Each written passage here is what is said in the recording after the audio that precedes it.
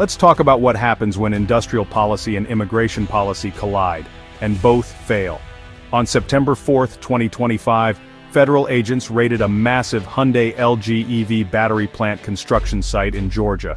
It was the largest workplace raid in U.S. history, nearly 475 workers detained, most of them South Korean specialists brought in to install complex machinery. These weren't random laborers, they were the experts needed to launch a multi-billion-dollar facility. Suddenly, America's green manufacturing ambitions became a scene of mass detention.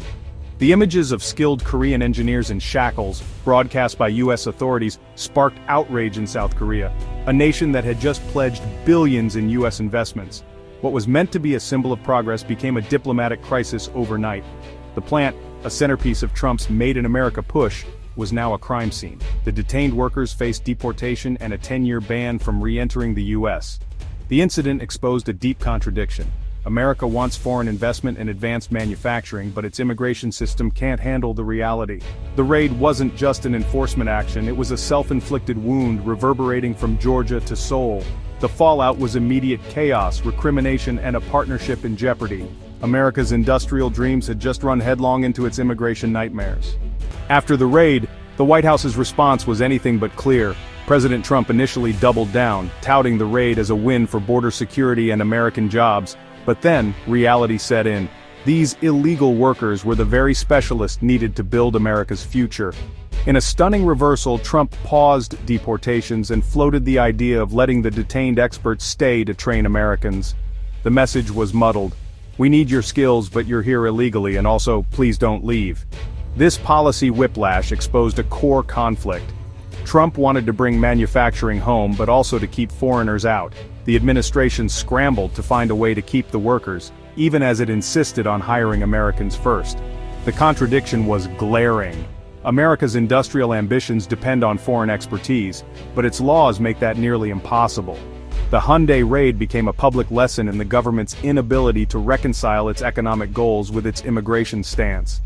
The spectacle of deporting, then begging for help from, the same workers was a masterclass in policy confusion. America's need for skilled labor had never been clearer or more awkwardly exposed. The world was watching and the message was chaos. While Washington floundered, South Korea acted decisively. Seoul rejected Trump's offer to let the workers stay, citing trauma and humiliation. Instead, they chartered a massive Korean airjet to Atlanta to bring their citizens home, a powerful symbol of national pride and rebuke. Negotiations ensured the workers could leave under voluntary departure, avoiding a 10-year U.S. re-entry ban.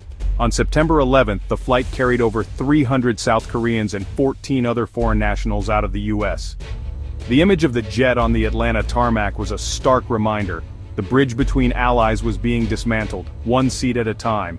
Only one worker chose to stay, underscoring the depth of the rupture. South Korea's swift action made clear their citizens were not bargaining chips in America's political games. The empty Georgia factory now mirrored an empty promise of partnership. Seoul's message was unmistakable. Respect and dignity come first. The U.S. was left with a vacant plant and a diplomatic mess. The raid's timing was a diplomatic disaster. Just 10 days earlier, Trump and South Korean President Lee Jae-myung had celebrated a new trade pact and alliance. Now, South Korean citizens were in shackles, and the alliance was in crisis. South Korea's foreign minister confronted Secretary of State Marco Rubio, expressing deep pain and shock. Protests erupted in Seoul, demanding a U.S. apology. The incident put the entire U.S.-South Korea relationship under a microscope. This isn't just about trade, it's a critical security partnership in a volatile region. The raid suggested carelessness, even arrogance on America's part. Trust and predictability, pillars of any alliance, were shattered. Allies are supposed to resolve issues quietly, not through public humiliation. South Korean leaders began to question America's reliability. If this could happen to their citizens, what else might be in store? The diplomatic tremors from Georgia shook the very foundations of a decades-old partnership. The damage was real and the world was watching. The raid sent shockwaves through South Korea's corporate boardrooms. This wasn't just about one factory, it threatened hundreds of billions in planned U.S. investments. Hyundai had just announced a $26 billion expansion, part of a larger wave of Korean investment in American manufacturing. Suddenly, all of it was in doubt. President Lee warned that without a reliable visa system for skilled technicians, Korean firms would reconsider their U.S. projects. The message: fix your system, or the money goes elsewhere. The risk was enormous. These investments are central to America's strategy to reshore supply chains and revitalize manufacturing. The raid exposed the U.S. as an unreliable partner, where billion-dollar projects could be derailed overnight. Hyundai immediately banned U.S. business trips for its staff, a clear sign of eroding trust. The promise of an American manufacturing renaissance was now at risk, undone by its own policies. Billions were still on the table, but the certainty was gone. The most immediate impact? The Georgia plant ground to a halt. LG Energy Solution postponed the factory's launch, pushing production into 2026. If it happens at all. The reason was obvious. You can't build a high-tech battery plant without the specialists who know how to install and calibrate the equipment. Industry analysts predict even longer delays, with some doubting mass production will ever begin on schedule. The empty factory became a monument to bureaucratic failure. The delay threatens the entire US EV supply chain, risking battery shortages for automakers and stalling the transition away from fossil fuels. The raid exposed just how fragile America's manufacturing ambitions really are. The US wants a secure domestic EV supply chain, but remains dependent on foreign expertise. By disrupting that flow, America sabotaged its own goals. The dream of an American-made EV revolution just hit a major speed bump in Georgia. Beneath the headlines lies the real culprit, a broken US visa system. There's no visa category for the kind of short-term, hands-on work these Korean technicians were doing. Many entered on visitor visas or ESTA, legal for meetings, illegal for actual work. This workaround was an open secret, tolerated because the system never kept pace with modern industry. The raid turned a quiet failure into a public catastrophe. South Korea had long urged the US to create a special visa for such specialists, but Washington never acted. Only after the crisis did the US finally pay attention. Now a joint working group is being proposed to fix what should have been fixed years ago. The Hyundai raid is a case study in the cost of legislative inertia. America wants to lead in advanced manufacturing, but its laws are stuck in the past.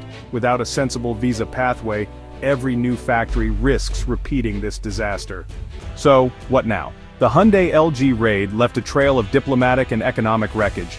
The US must start with a real apology to Seoul, acknowledging the breach of trust and disrespect. Next, it must urgently create a new visa category for skilled technicians, providing a legal path for the talent needed to build these projects. This isn't about open borders, it's about economic reality.